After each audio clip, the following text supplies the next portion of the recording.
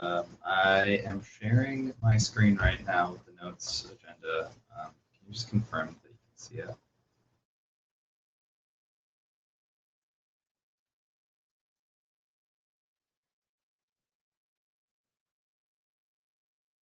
And if you can hear me.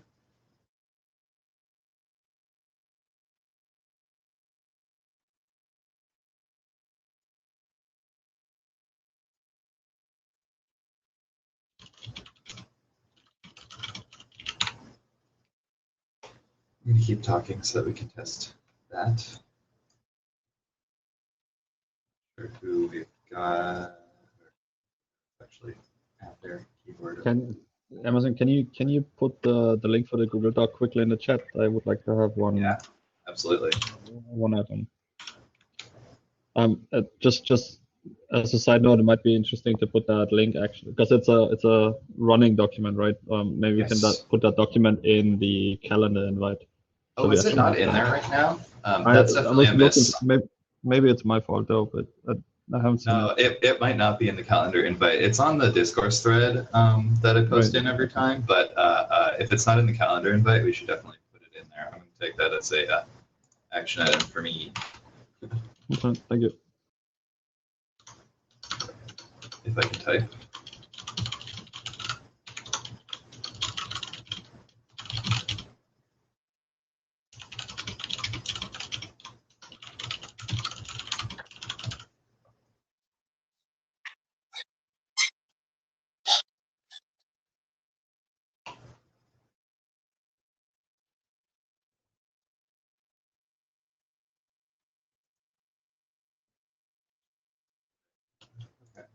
So today is what we've been talking about as potentially a big ideas day. I wanted to take a step back from the nitty-gritty details of what we've sort of been doing week to week. Sorry for being a little quiet on Discourse. I realized I forgot to post about the past few meetings, but we'll make sure to be uploading the recordings again and posting about this just so that it's a little bit more visible that this is happening. Though the people I expected to see I have been seeing, so it hasn't actually been a problem. So one thing I want to do today is make sure to open up the floor for what people think about, what's the purpose of a working group? Why are we here? What are we doing? And what should we be focusing on? Like, what is the best use for a working group in this space? I think it might be nice to at least put down the seeds for a little bit of a vision here. Like if I pull up, our charter, I think we're a little bit vague on purpose. Provide ROS2 users with simple, robust, and easy to use tools for recording, debugging, visualization, and introspection. That's nice. Maybe it doesn't do enough. Maybe it does. Maybe we just keep doing what we're doing. I just wanted to make sure that we had a time to discuss that and talk about potentially what we work on in the future.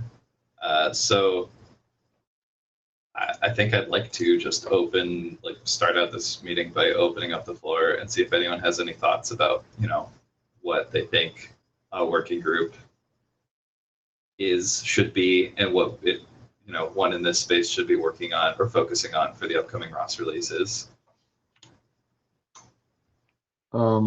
Maybe I can comment on that directly. Yesterday in the TC meeting, we had one comment from Jeff Biggs, which was actually pretty appropriate, I think, that focusing on GitHub Actions and general tooling around CI, it's great and it's nicely spent effort, but at the same time, it's like a whole world out there doing that thing, right, in some way or the other.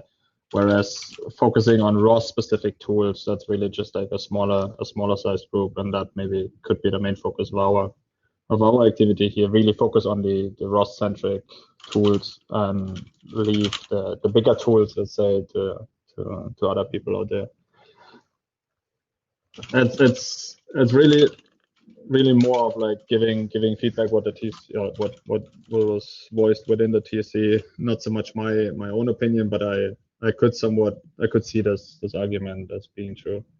Yeah, I guess my question is, like what we're currently doing is the ROS centric side of it.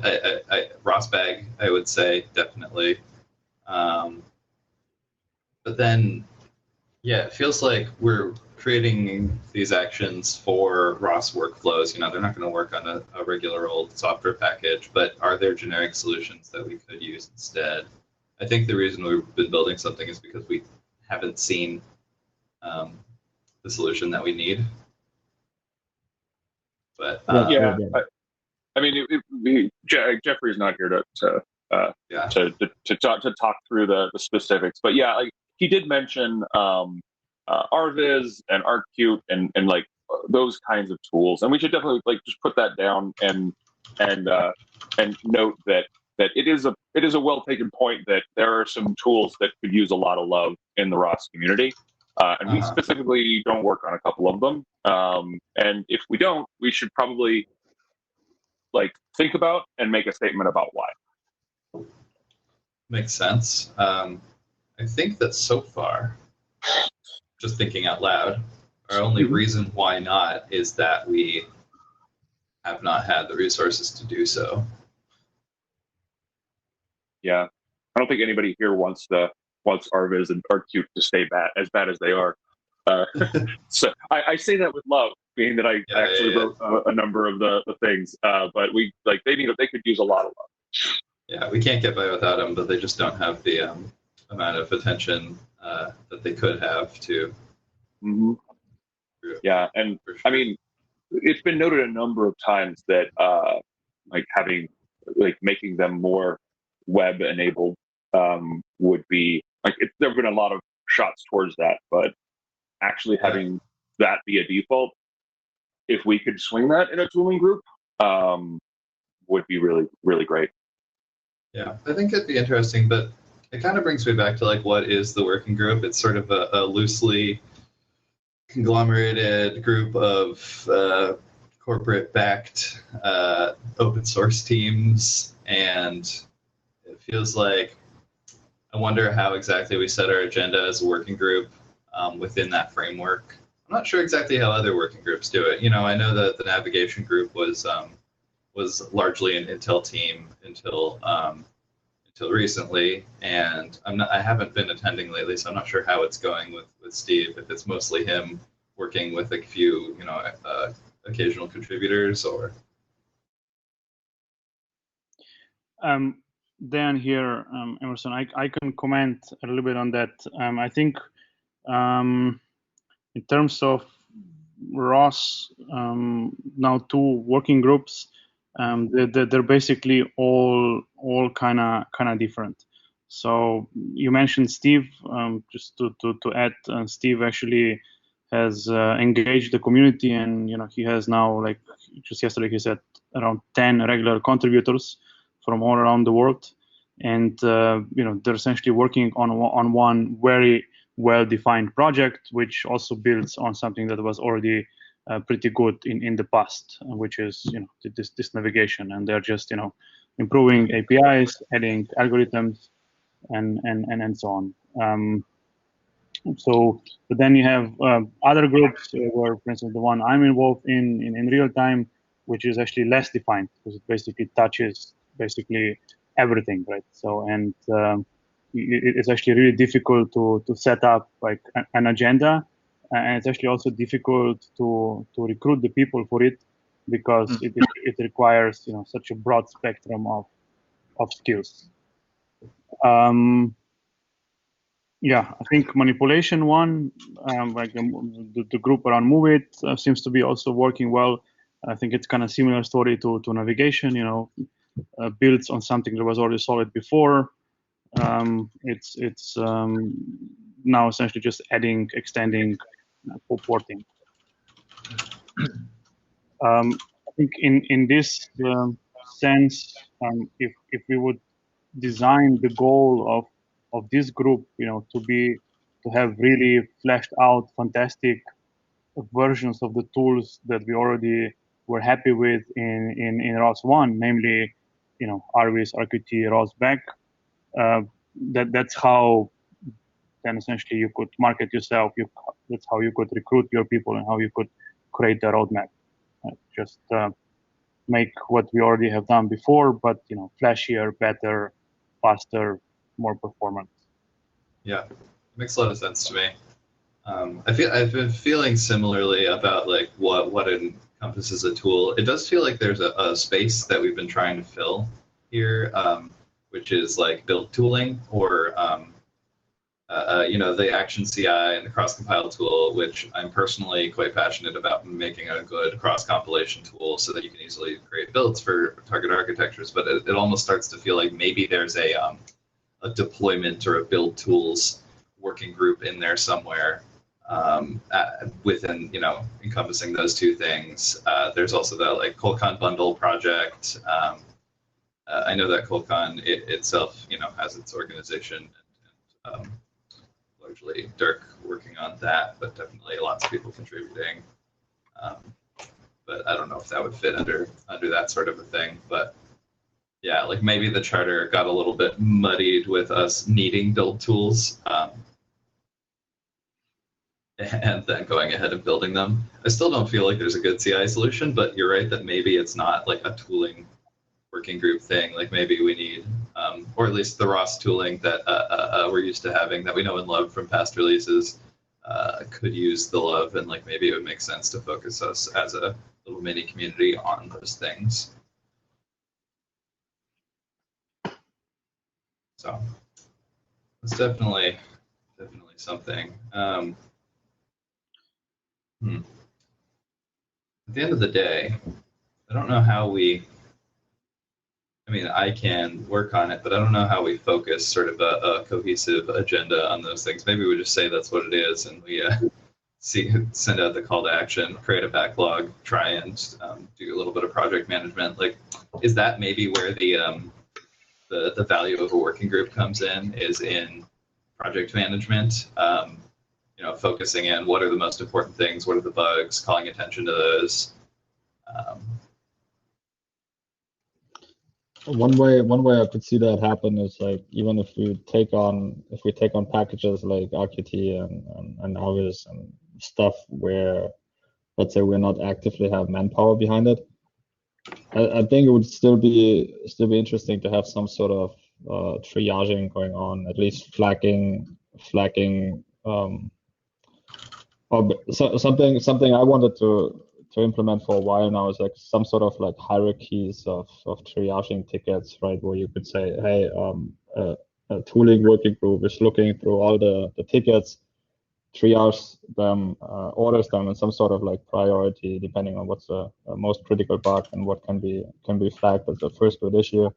Might even be material to discuss in a group, come up with a patch, and then actually hand it over to whatever the maintainer or whoever the maintainer is of the packages.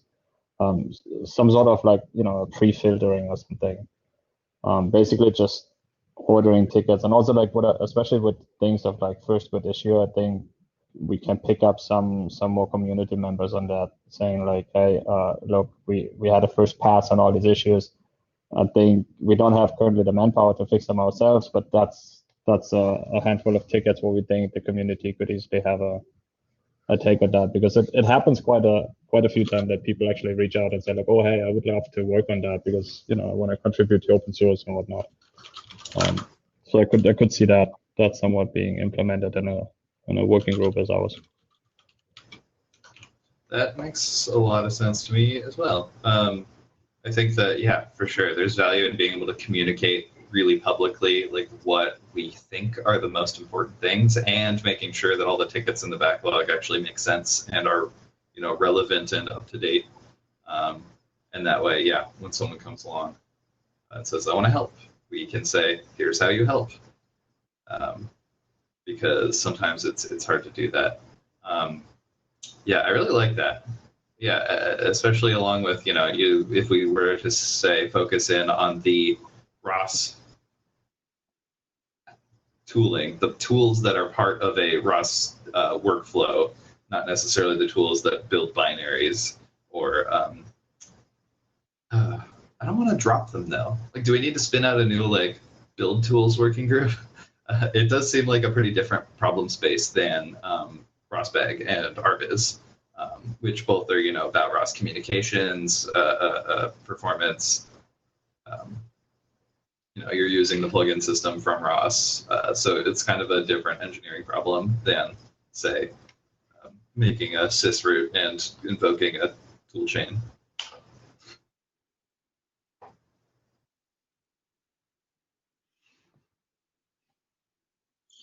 Yeah, I agree that it's a different different skill set, and Yeah. I mean, if I flip this internally, if I compare this to where we at Apex have internally, I mean, we also have a tooling team, 4 people, and that's actually exactly what they do, right? So make sure CI is flawless, no flaky tests, support for different platform, we're talking QNX, embedded Linux, and so on, different ECUs that we support. That's exactly that, right? I mean, we also call them tooling. So yeah, but it's they have no skills, no skills out of the box, but also no desire to make ROS better, or fix ROS back, or make something else. Well, maybe that's something we should float to the TSC. Like maybe there's a split in order here, and we could potentially start the tooling split as mostly a backlog management and some amount of work, and then the build tooling group could manage perhaps the GitHub Action CI. I don't know.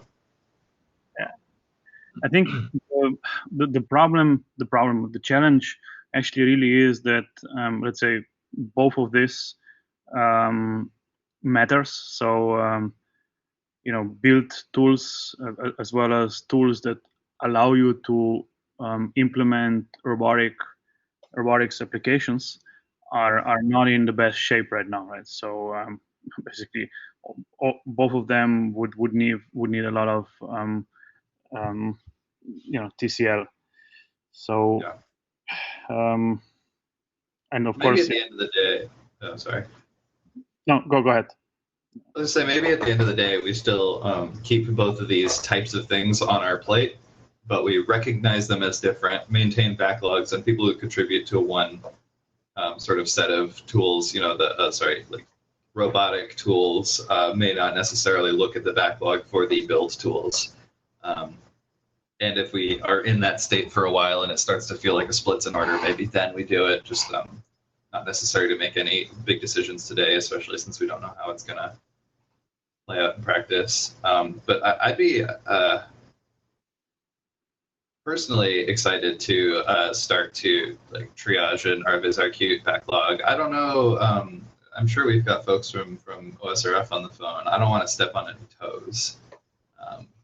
Is another part of that. Like if there's already a triage and backlog maintaining process with communication, I'm not trying to say they're doing a bad job. I just don't. I haven't paid attention to it yet, so I don't know what there is there. Do we have anyone with insight on that? I guess Luis, that puts you on the spot. I know, yeah, I'm here looking for Dirk. Dirk's not here today. He normally is. Yeah, this is something that I can bring back to the team and say, ask how we can improve the communication and the inclusion of external contributors on these areas for sure. I mean, there's the waffle meeting on Thursdays, and I think some guys from Amazon are also there, at least partially there. From what I've got to know though from the last couple of meetings, then most of the time these packages, ROS, RQT and stuff, they're within the process, and we take a look at them, but most of the time they get randomly assigned because nobody really has the time to look at them. So maybe it makes sense. That's why I'm technically just proposing to triage them. Right? Yeah, I mean, because even though we don't have the workforce to work on it. Yeah, like in those meetings, I notice, we look at new things that come in and then either assign them or backlog them, but it might make sense to have sort of an ongoing effort looking at it holistically. Like, does this have things that are in an order to make sense and are not necessarily randomly assigned, but are communicated as like help needed in a priority way. I'd like to figure out how to make more good use of the like a good first issue tags. I'm not sure how much those are in use right now. Okay, so we'll ask you, Louise, to take that back to the mothership and see how that sounds as an idea. I don't think we need to make any decisions right now. Sure, sounds good.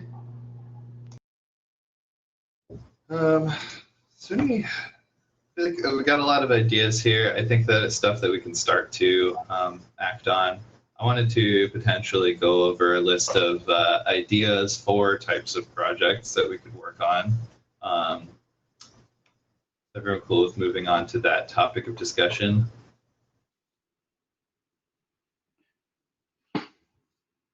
Sounds like no complaints.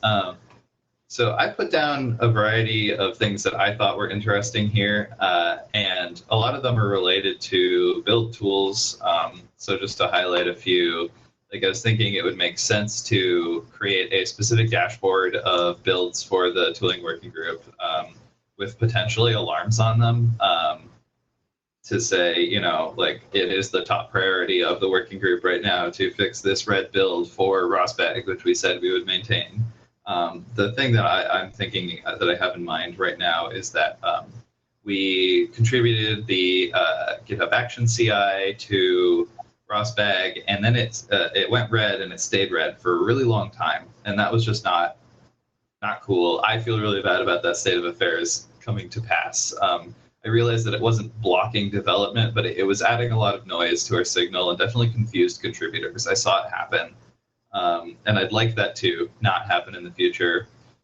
We're changing our internal processes a little bit. Like it doesn't make any sense for us as an AWS team to add a feature, let it be broken, and then not fix it.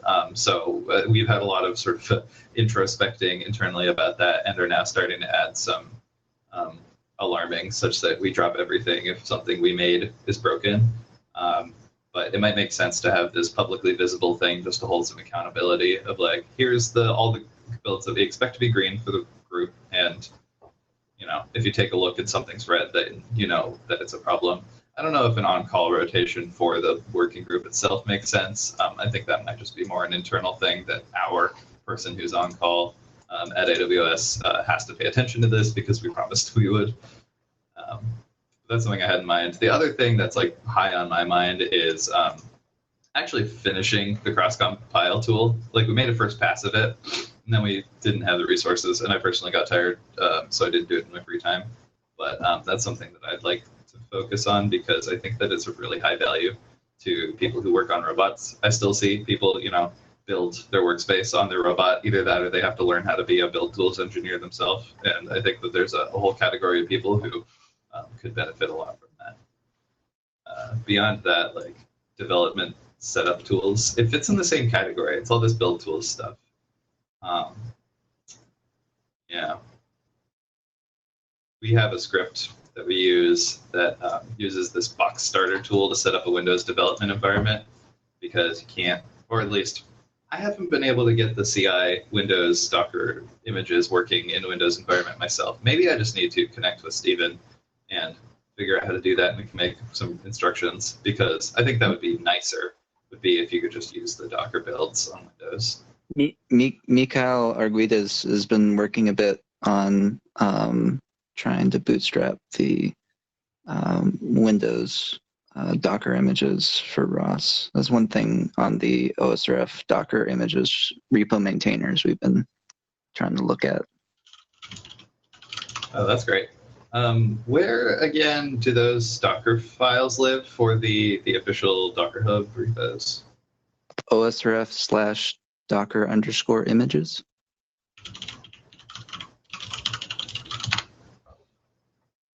Awesome, thank you.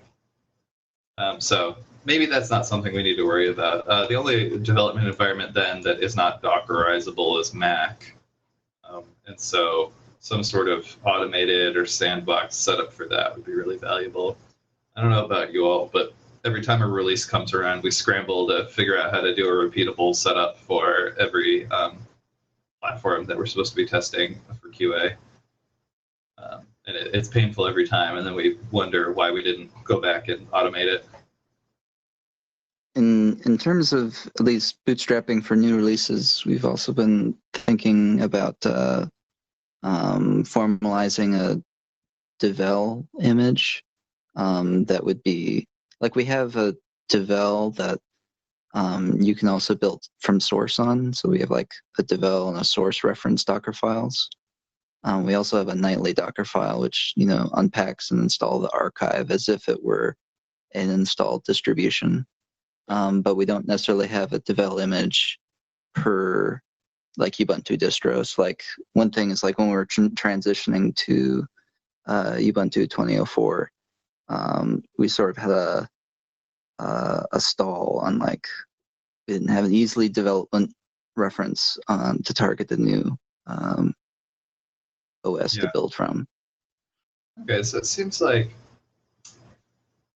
this exists outside of this group, and so we don't necessarily need to bring it in. Like, it could use improvements, but like you were saying, yeah, it would be nice to have that just base image that basically has like the build tools, you know, Colcon compilers, and access to the right apt repositories, because that's usually what I end up building for myself. And I don't want, you know, the entire nightly build up to RViz or whatever, because it's ginormous with all its dependencies. Yeah, when we ended up pruning the ROS core image to remove necessarily development dependencies, I think that tripped up some of your CI framework that you were building from core rather than base. Yeah, so that was for some of the Travis stuff. And that was, I think, just depending on the wrong thing, but it did, got tripped up for a moment there. That's okay. I don't think it was ever communicated that it was supposed to do that thing, you know. So we were just using it, and it happened to meet the need at the time. Yeah. So, anyways, beyond these build tools, I've noticed a lot of work going on with ROSbag Python API. I'd love for us to continue with that. I think it was really valuable in ROS 1. I know I did a lot of, you know, ROSbag analysis scripts that were just Python scripts that would, you know, output some matplotlibs and had a lot of value for just how easy it was to do. So I really appreciated seeing Mabel's contributions there. It might be something that we continue to think about as a working group, but based on our earlier conversations, I'm not even sure talking about these big projects makes as much sense, because we can't make a commitment, but what might make sense is setting priorities in the backlog. It almost feels like that's a little bit of the output of this conversation, is that we want to, as a working group, spend more time on the backlog and less time worrying about like whether we actually implement things as members of a working group. As long as the backlog's there, then people know what to work on, or at least know what we think is important. Does anyone want to talk about things that they think would be great projects for us to take on? It, you know, maybe it just means grooming a backlog for, you know, really spending dedicated time to realize pain points. Well, one thing I wanted to mention here, though, is like, and I think the GitHub Actions are also a good example of, and Emerson, you mentioned it yourself.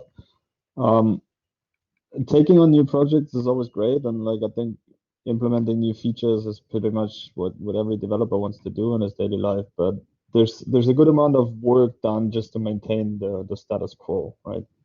And you see it with ROSbag. ROSbag is like, we haven't done much development. I mean, we got the two features from you guys in, like the ROSbag splitting and compression, but there's so much more work to be done just to actually maintain it and make sure that all the tests pass, and, you know, all the corner cases are still somewhat supported. So I'm a little bit hesitant on bringing on new projects just because we can. There should be just like a fair share of just maintaining existing packages, if that makes sense. Yeah, I mean, maybe, yeah, that's definitely the conversation I want to spark here. Like, maybe we don't need to think about new things. Maybe what we need to do is double down on our focus on maintenance and stability, especially with something as important as ROSBag. It makes tons of sense for it to just continue getting that love. It needs to be stable. It needs to be performant. It doesn't need a ton new features. You know, people are gonna want a few new things, but I think the most important part is to make sure that it always just works. I agree completely. So I will be talking about the performance, and then there are some tasks that are already, small, well-defined, and will help a lot with the performance to bring performance of ROSBag to where we want it to be. So in my section, I will offer some tasks. Great. For any volunteers. You want to talk about that now? I don't see any reason. Yeah, the point is just below. So yeah, I can see it on the list, right? The project update. So if we are there already, then why not? Yeah, why not? I mean, we can always jump back to maybe just one thing before we jump on. Yeah. New projects to take on. I added diagnostics there because I think diagnostics could fit in as a classical tool, and I've been maintaining it for a while. I'm happy to put that at least just on our regular triaging process. There's not a whole lot of movement going on. I would just like to add it, so we have it on the radar. Something that could be interesting is we have these new statistics messages, which are basically arbitrarily named bits of numerical data. I wonder if maybe we want to try and make it a little bit more cohesive with, like, because topic statistics is using basically a generic message type now. I wonder if maybe we want to try having the diagnostic system use that same message type for ROS2, just so that it's not forked into two things, because it feels like a similar sort of reporting process.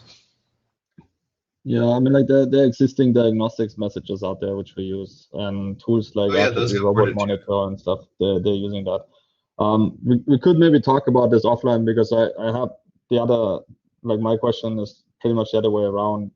Why do the topic statistics live in RCL-CPP and not in diagnostics, for example? Or maybe there's something we can combine with that, but we can take that offline or something. Yeah, I think that's an important question. And the topic statistics, getting them for Python and having them be like parameter enableable, is that a word? Anyways, be able to be enabled via parameters.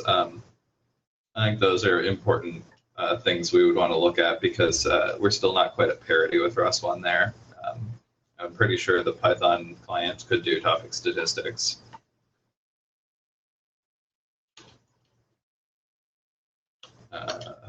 Figure out cohesion with topic statistics somehow. I don't have a good answer to this, but yeah, I feel like those two systems don't need to be as separate as they have been and are. So maybe that's something that we can take on, is thinking about the high-level design of how we can make those match up and duplicate less code or functionality.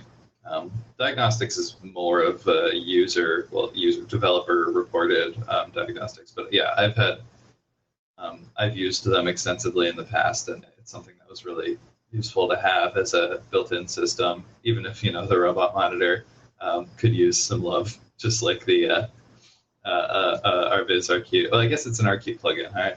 Yeah. But it's far better than nothing. Cool.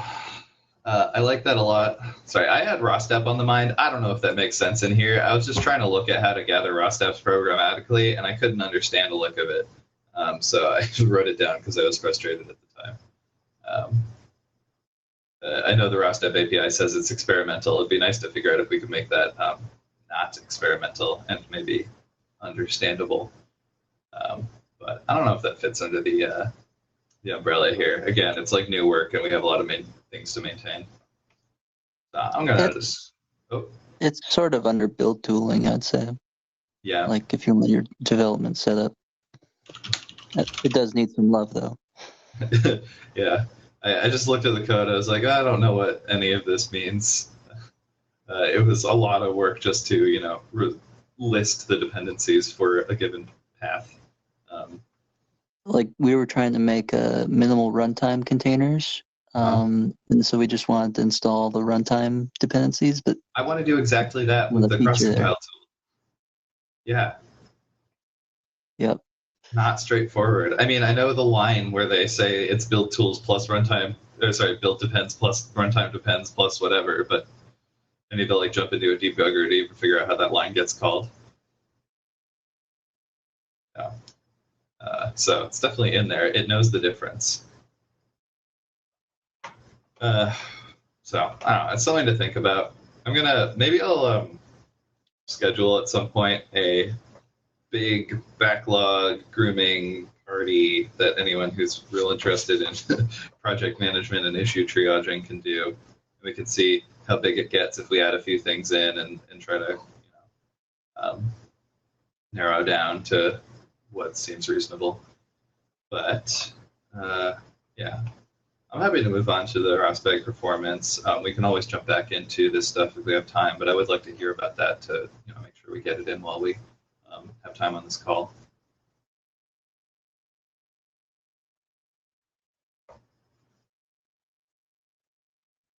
Adam, if you wanted to talk about that now, we can also wait and talk about it later.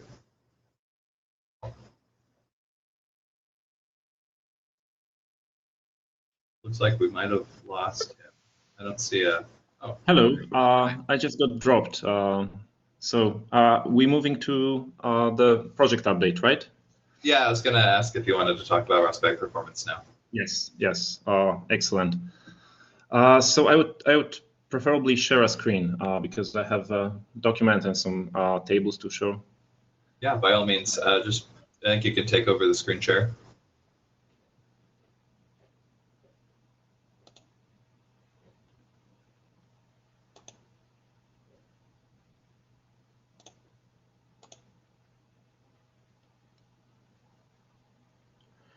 All right. Can you see the document?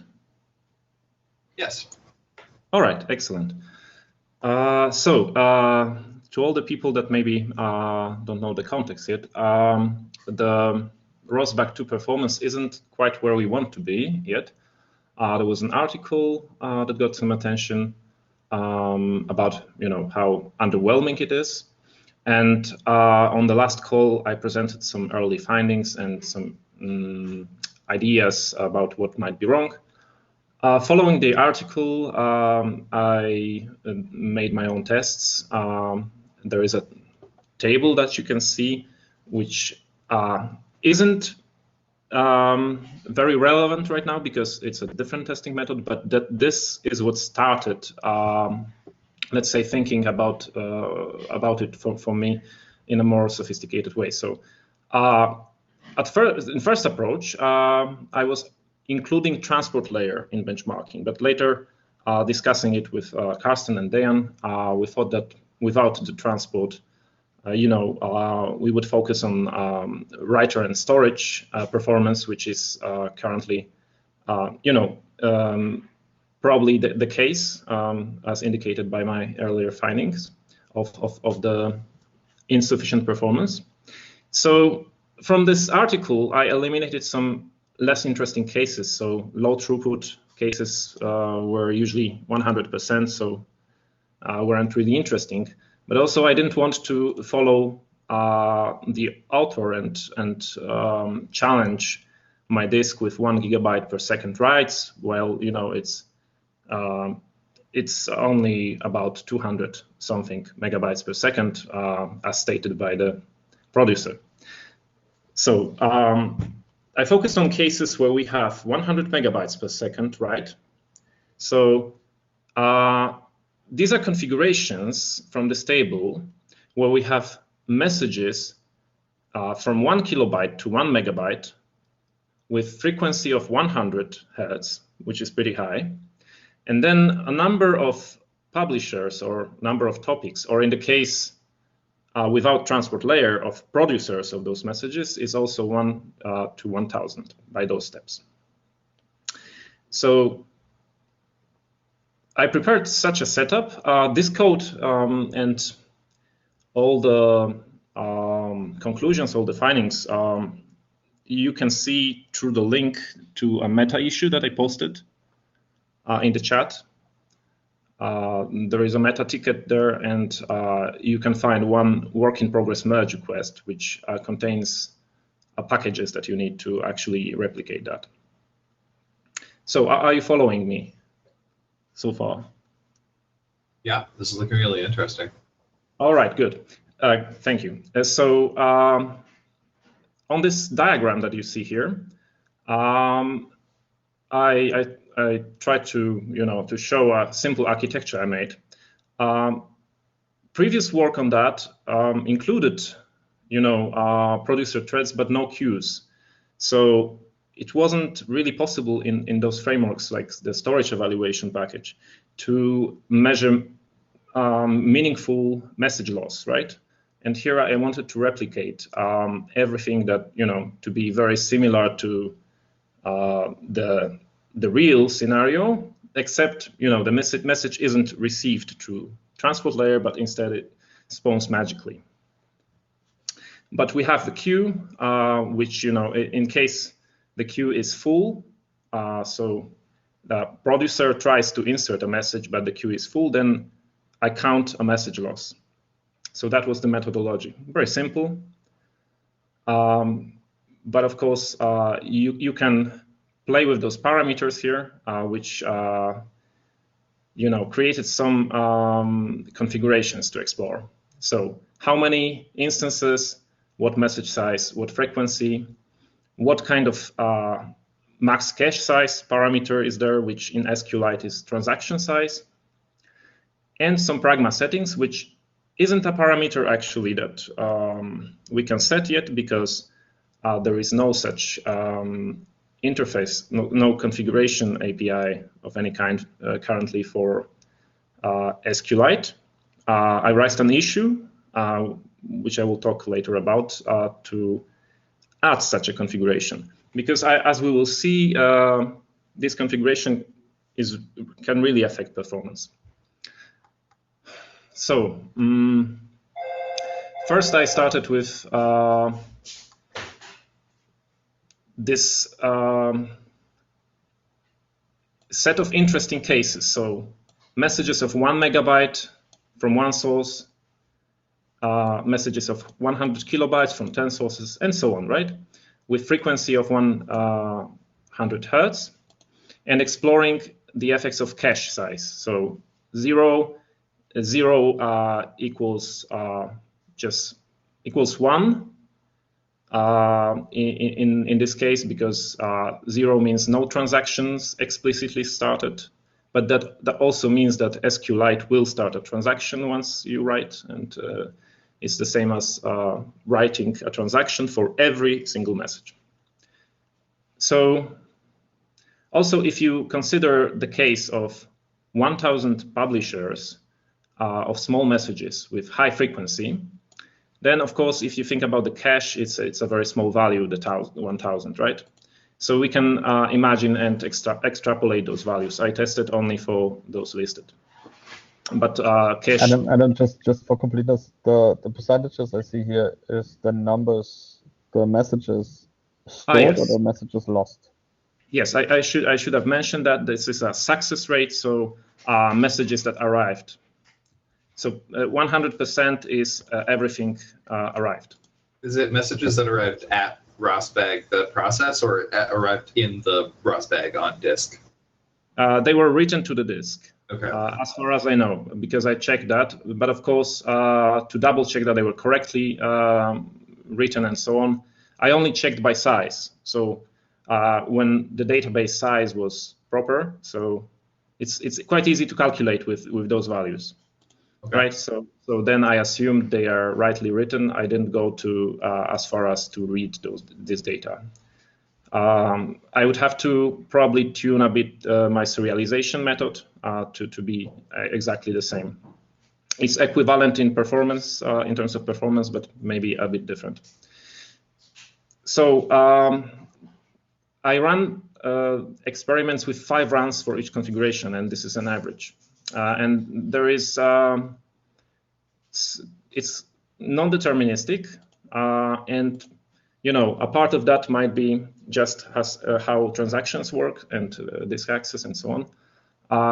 But a part of it is certainly that I didn't have a dedicated disk for that, and that would help to improve determinism if that was the only thing happening on a disk. So to investigate a bit further, the code that I put out in this work in progress pull request has some funny visualization. I mean, you can see it in a screenshot here. Dots are successful writes and X's are missed messages. So you can see that while increasing the cache parameter is beneficial with current implementation, where we wait for write to the disk to finish before we process next message, we lose messages in series, which isn't great, right? So we have 100 messages, and then that's what you are looking is the case of cache size 100. So we have 100 writes which are good, and then there is a transaction which lasts quite a while, and then the queues quickly fill and we start losing messages right before it finishes.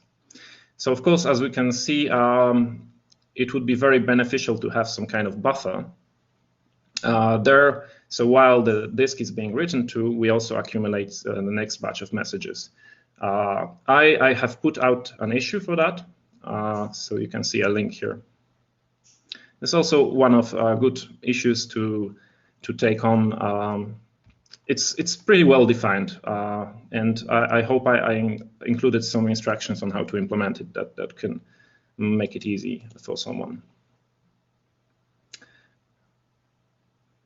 All right, so now let's move forward to some optimistic data. So if you take a look at this table, and I know it's not a plot, maybe it's not very readable, but you can, I think, get a grasp of the numbers here, just the values. And here are some better values, which you can get if you change SQLite settings. The two settings that impact performance the most are journal mode and synchronous. These are set by pragma statements. Currently, our values in Foxy, in master, our values are journal mode is write ahead log, and then synchronous is normal. Synchronous regulates, without going much into detail, regulates whether after handling to the OS the write, we actually check whether the write is finished. And journal mode is basically concerning transactions. So how much additional effort we take to ensure that transactions are complete, that we are crash resistant, both in terms of application crash and system crash. So my insight, of course, this is a deep subject, but my insight is that these values that we have currently are good for databases where we have sensitive data and we really don't want to lose it. Of course, there are safer journal mode settings still and synchronous, but this is pretty safe, I would say. So in case of bags where we really care about performance and we don't have much concurrent access and so on, and if we do the splitting, then the most we risk is perhaps some minutes of data. These settings are not optimal. If we change them to memory and off, then we have huge performance increase. So we are successful in those cases, right? The case with 1,000 producers, of course, the cache matters here a lot. 1,000, as I mentioned, is a pretty small cache for this case because we have frequency of 100 and 1,000 producers, which means that we only cache 10 milliseconds of data, right? So it's pretty low, but already does the job. I also suspect that in this case, the performance here could be an artifact of my implementation because when implementing synchronization in queues, I used locks, and the effect is pretty significant with higher amount of queues, so at 1,000. And I imagine that optimizing this might yield some changes here also as well. But nevertheless, with those settings, we are just getting all the messages. And again, this is an average from 5 runs, and my disk isn't that awesome. For journal memory, is that for a sustained throughput, or like, do you have a finite memory allocation to the process, or that you haven't saturated your RAM or something? Are you asking about this setting, the journal mode? Yeah, for conducting the experiment, did you record, like you said, 10 minutes? Was that enough to saturate the amount of allocated memory for the ROS bag or the system memory? This is a good question. It's something I didn't mention before. All the results are limited in count of messages. All the results are 1,000 messages sent per each of publishers. So in this case, one publisher, you have 1,000 messages, right? So this is 1,000 out of 1,000 came. But here you have 1 million, right? Because each of those producers produces 1,000 messages. So you have 1 million out of 1 million. Does this answer your question? Yeah, I was just thinking whether this was more appropriate for, like, if you have a burst of traffic versus a high sustained load or something. Something to investigate still is, how the size of database, especially extreme size of database, so of ROSBAG. Yeah, like how this performs if you run it for 10 minutes versus an hour versus 10 hours, if you have that much storage space available. Exactly. But as you can read, everything should be all right unless you have a crash, right? These settings don't impact that the fact that you will get the data there reliably if you don't experience a kind of crash. Synchronous auth setting. These are statements from SQLite official page, actually. So cool. So this statement is I don't think it's very something that occurs often, and in case of ROSBAGs, because this settings gives the most of performance. I will show a couple of more tables. I don't think it's a trade-off that for most cases. Hate to interrupt, but we're running pretty close to our 10 o'clock, and I wanted to at the very least discuss the scheduling of the next meeting. Okay, I will maybe send this out to everyone. It's really good material. I'm really appreciating this analysis. Maybe we could cover the rest of it at next meeting, or read it offline and discuss. Okay, this feels so important. Could we set up a breakout meeting? Yeah, I think it might be important to have a whole meeting just around ROSBAG performance. Yes, I completely agree. Yeah, so maybe a follow-up email to set that up. Yeah, let's do that. Okay, good idea. I'll put that as an action item for myself to try and schedule that. Okay, so I'll quickly finish with the notion that I will share this. There are issues here, and I will share it on a meta ticket, this document. And also, there is a list in it and I will be doing this still. So I will resolve work in progress status on merge request. So do everything that is required to for me to be happy to put it out to review. But there are there is other work that that would be great to have help with, and there are well-known issues to fix to improve performance by match, and they are already on GitHub. So you could take a look and start working at them already. I hope my description there is sufficient, and if not, then please contact me. Yeah, great. I will be happy to help. Thanks a lot for this, Adam. As I think we've talked about this Yes. privately as well. I think the main focus here, and this work is awesome, and I think the main focus here should really be like that we have some sort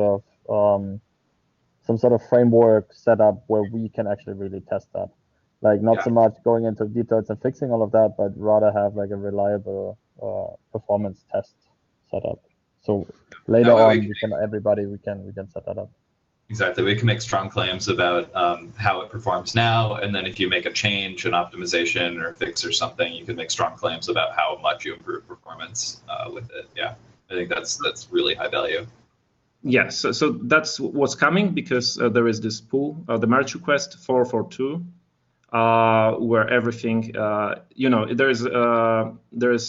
there are all the packages that you need to replicate this already. They are not, a quality code yet, so I need to resolve that, but you can already use, that's why I put it out, you can already use it and replicate those results. And, the idea is to use it as fixes are being made, to see where we are. Great. Yeah, thanks so much for that. So I just wanted to talk scheduling real quick before everyone goes. The next meeting is currently scheduled for July 3rd, which I think most folks in the States have off for the 4th of July weekend. So we at Amazon do have it off, so I was thinking we might reschedule. I was personally wondering how much folks like this Friday morning time, or if we want to just reconsider our regular meeting time. I don't know exactly where the original choice came from, so I'm perfectly happy to reconsider in general, but at the very least, we'll just have to reschedule the next scheduled meeting. One comment on time, I'd really like if we could move it before the TSC, so we'd be able to kind of have a more fresh update right before, because we're literally like the day after the TSC. I don't know. It was yesterday morning. Might be better. Yeah, exactly. It might be better to do this just before and have a really up-to-date. Yeah, Wednesday or Tuesday, something like that. I don't know. I'm just saying. I don't think that's a mandate or anything.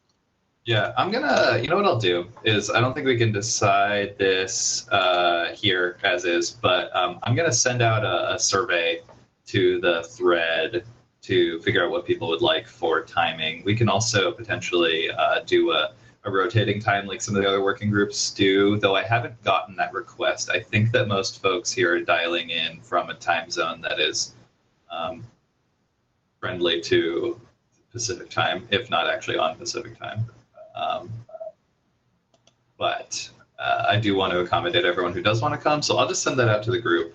And something I was realizing that we haven't really done is I think we have a lot of folks who dial in, who are interested in what's going on here, and I haven't been good about sort of making sure to include everyone. I'd like to do a roundtable, just introductions starting with the next meeting.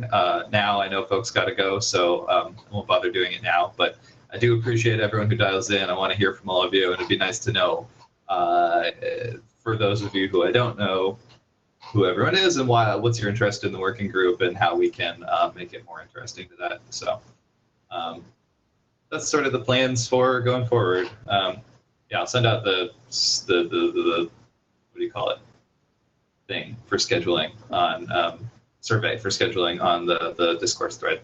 So keep an eye out for that. Thanks again, Adam, for the performance presentation info. I think we'll schedule a breakout meeting so we can go into even more detail. I think this is really valuable. Oh, thank you. Yes, let me know, and I'll be happy to explain and take questions. Perfect. Okay. Thanks, everyone, and I will talk to you again next time, which will not be July 3rd, and it will be some other day that is to be determined. Okay.